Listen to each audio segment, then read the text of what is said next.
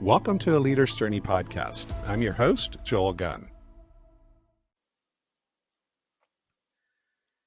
We have Dan Rocconi back with us. Dan, last week, you appreciate your transparency and candid sharing of some of your failures. One that we were talking after the session was a $800,000 bad decision. And so if you did not hear that episode, I'd encourage you to go back and listen to it. Yeah, thanks for bringing it up again. I appreciate that, Joel. So it's been a week, and yet here I go bringing it up again. So, but we were talking at the end of the last show this idea about discarding good ideas for better ideas, and that is tough. We, as leaders in particular, we tend to bring a lot of good things to the table, but then we don't take things that aren't working or are not working as well back off the table, and so we end up overloading ourselves and our team, our companies. So how do you guys process that? How do you let go of a good idea? Yeah, as I mentioned last time, it's hard for us. We're very optimistic. We are a development company. We actually, we're a manufacturing company, but we spend a large amount outsized compared to most, as a percentage, most other companies on research and development. We've hired scientists, and you need to be optimistic to step into that. If you're 1 out of 10, success, that's really, really good. And so you're discarding 90% of what you've done. And, there's always this idea of, we learned this, or, scientists, failure isn't a bad thing in the eyes of a scientist because you've learned something. And that is true. But eventually, we got to pay the bills too. So learning is great, but we got to get something over the finish line.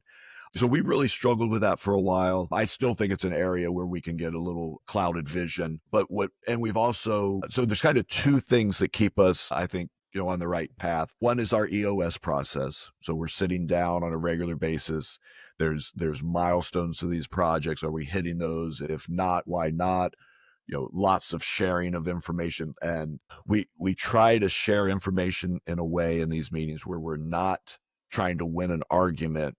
We're trying to get to the best conclusion. So it's very easy to fall into, I'm going to hold this piece of information back, or I'm going to manipulate it a little bit. And we really try to remind ourselves, it's not going to do us any good to win an argument. We got to get to the right decision. So I love when I see my ops guy saying, now that I think about it, we could run that out on the floor this way on a product. He doesn't want to run a new product and disturb everything, but when he actually feeds some information that it could work, and the development guy saying, that test did not work out as well as we thought, we need to take a step back and talk about that. So that's always very good. So those good open conversations, again, in the context of coming to the right decision, not winning the argument. So that's good with the EOS process. And then we've set up through our CFO and our commercial guy, we set up a spreadsheet where we plug in, kind of all the financials, the expected return, how much we're spending on this, and that return on investment. And we have some parameters where when it starts to get outside those parameters, where we really need to question that program and, reset it, cut it completely. And it's interesting in the R&D world, what I've found is this pendulum swing of, the other thing is we have a funnel. So all the ideas that come in, the top of the funnel, we cut most of those before they even get into the funnel. We work very hard to get a lot of good ideas through our marketing and trade shows and so forth. But then there's stage gate throughout that funnel. And so we've gotten some better software recently where we can say, hey, this program sat in this stage for a lot of time. What are we doing about it? How do we need to be kicking that out? And that's been a valuable tool. So for us, we need to have those processes in place beforehand, because we'll just stay with a program forever and not ever question it. So so I think that answers that. What are some of the key metrics that you look at? Is it time in the funnel or time at a stage? Is it dollars spent? Is it missed opportunity costs because we're working on this, we can't work on that? What are some of the key things that you're looking at? Yeah. So first we score every idea that comes in, and we weight those scores. So there'll be things like, obviously, what we view the commercial value of this being at some point. What are the technical hurdles?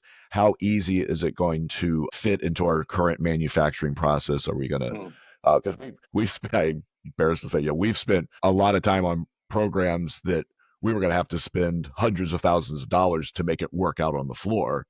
So, for every dollar you spend, you got to get 10 back just to make it, break even. So, that's one. And we can look at where we are as a company, what the, what the environment is, are we trying to fill capacity? Are we trying to, we're pretty full. We're trying to find higher, ways to make even more money on our current capacity, and we can change those weights there. And that's been very helpful. We started doing that a number of years ago. And so we can analyze the programs as they're going through the funnel, based on that scoring, and even what we would bring in. I feel like maybe I'm not answering your question. You want to ask that question again? I got off on a tangent.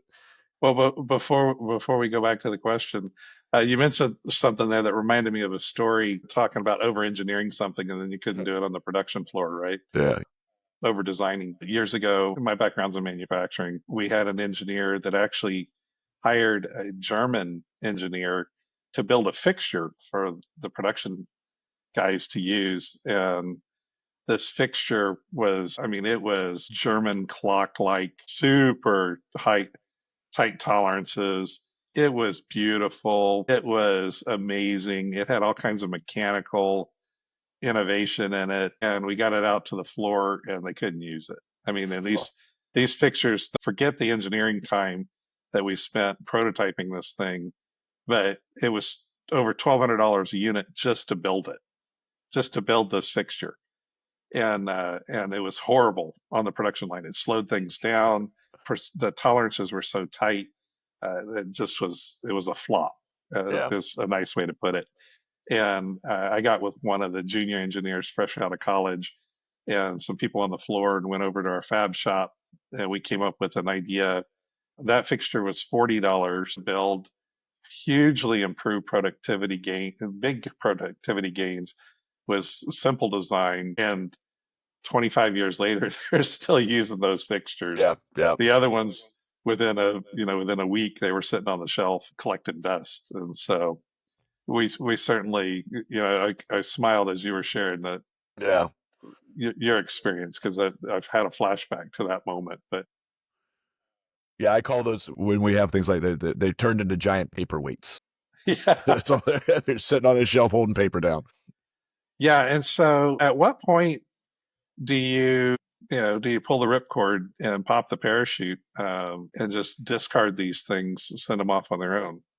Yeah, it's case by case, but again, we do try to set up front. We set up some milestones and both activities that should be completed because we're working very closely with a customer when we're solving these problems. So we're relying on them to keep the timing going, and that's very challenging. So yeah, I think we look at activity milestones. We look at the market. Has it changed? Is it shifting? And so we're doing stuff in environmental right now, and we want to keep doing that. We think it's the right stuff to do, but obviously the environmental vision has changed under, a different administration.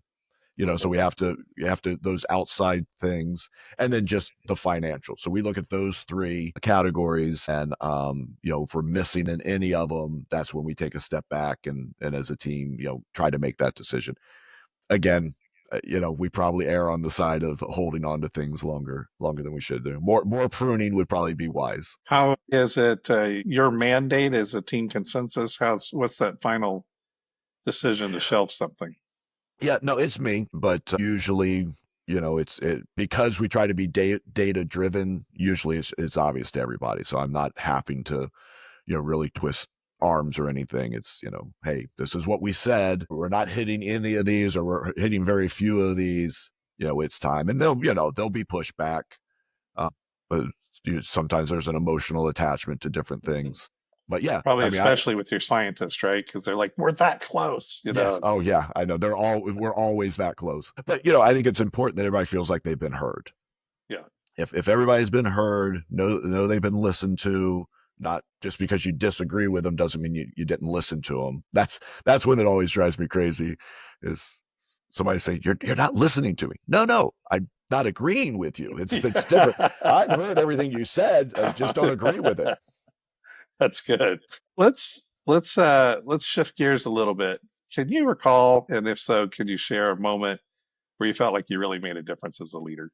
Yeah, yeah. So, you know, I I do feel good about, we've been able to grow the company. The last number of years have been challenging for us with COVID and so forth, as I mentioned before, but we have grown the company. And I think it's when you're able to hire more people, give them a good work environment, pay them, a good wage.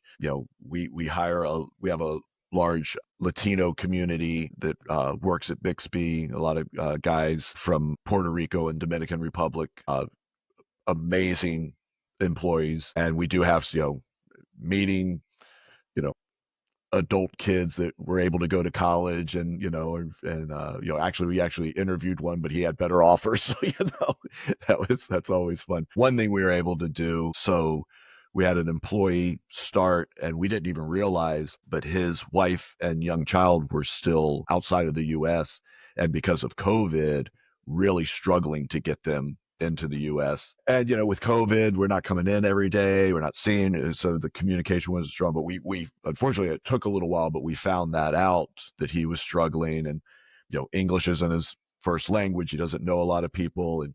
And so just with our network, we found a immigration attorney, and it was a paperwork issue.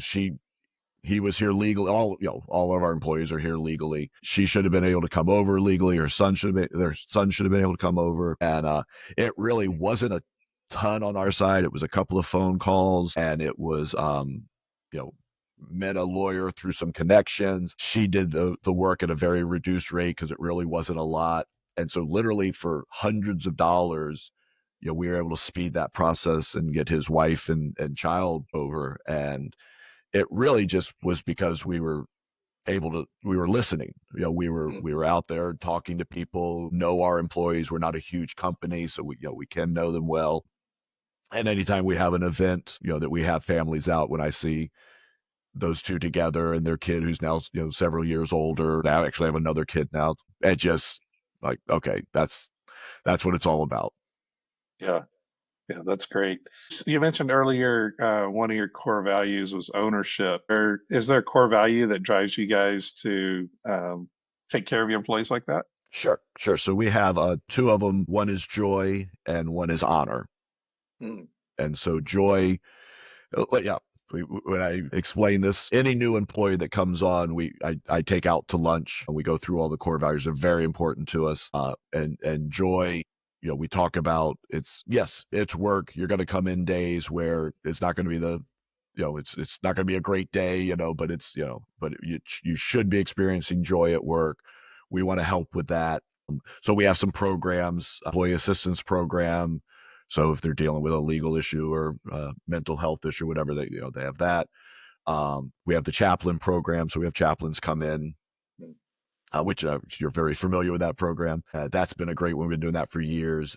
We have what we call a cares team. So they actually have a budget. Life throws everybody curveballs, so they can put in an application. I'm out of that decision process. We didn't want it that, I'm in a good mood, so I say yes. I'm in a bad mood, so I say no. So there's a committee that goes through all those. But you know, they have a furnace that goes belly up, or need to get the brakes fixed on the car. That's something that they can come to and help. So anything just to make life a little bit easier. We have a picnic that, for the families, we do every year. We do a big Christmas party. I'm a big Christmas guy, so I like that. So there's joy, and then so that kind of covers joy. And then there's honor. And for us, a big part of honor is listening to people. And as we get bigger and bigger, it's more and more challenging to do that. But we have what we call our continuous improvement program. So uh, it's basically a sophisticated suggestion box, but I actually paused doing that for a while, because the last thing I wanted is people to putting in suggestions and we didn't have the resources to go back. One, to do the ones that made sense, but just to go back to employees, the ones that were choosing not to do, and just explain why, mhm, because I just doesn't show honor. So once we got to a position where we could execute that well, we started that program, and all our good ideas come from the guys out on the floor, guys and ladies, I should say. Again, even if we choose not to do one, it's a circle back and say, hey, that was a great idea. Maybe in the future, this is why we're not going to do this right now. But keep it up. And we make a competition out of it. The shifts all compete against each other for a little pizza party or this, and that's always fun to see that. So the other thing, we adopted a software package called Bonusly a number of years ago, and all the employees, me included, we get points. And I think they're like 10 cents a point or something. It's not a huge dollar value, but they can, if somebody helped them with something or somebody went above and beyond, we can give those points out. Everybody sees it, and you can, you type a little message, you can attach a little GIF or something, and, funny, they do funny things and stuff. But it's not the points, it's just the recognition. I mean, those points don't add up to much of anything, but just that recognition, I just think that's been such a great program for us. That's very cool. You mentioned your core values. Did you reset the core values when you took over as CEO, or were those pre-existing, or some combination thereof? So we didn't have any core values, vision, mission. None of that was really, I think we might've had a vision statement, but it was on the computer, and people really didn't talk about it much. So yeah, so that was, and I'll give a plug for C12. Your listeners don't know, C12 is a Christian CEO peer advisory group. All of these things that I just mentioned, all were from C12 or other CEOs in C12, pouring into me, several guys really just helping me along this journey, to run this company and run it well, run it the way God would want me to run it. So that was an early one from C12, was, okay, you got to establish these core values. And we did it, we messed it up, and we had to redo it and this and that. But we've had these 5 core values for, probably 7 or 8 years now. And I keep thinking, wow, we need to reevaluate and maybe change them. And we haven't changed them at all. Yeah, well, I think once you've done the job of discovering what those true core values are, Yeah, you probably wouldn't see them change on a regular basis. yeah, I think they represent our true DNA, so we wouldn't be changing them. Vision may change, mission may change. I don't know. Maybe vision doesn't, but you know, Depends on who you talk to. yeah. I was just saying, Whichever management guru, there's all you don't, kinds of opinions right? out there. Yeah, you don't want to have that drift that you hear about, but yeah, interesting. Yeah, very good. Well, Dan, again, thank you for your time in this episode and sharing just transparently. It's been a lot to me to have you on the show, and certainly appreciate you sharing your insight and words of wisdom. Have a blessed week. Yeah, Joel, thank you so much. This was a blast. It was an honor to be on the show, and I thank you for your time and inviting me. All right, we'll see you soon. Thanks. Bye-bye.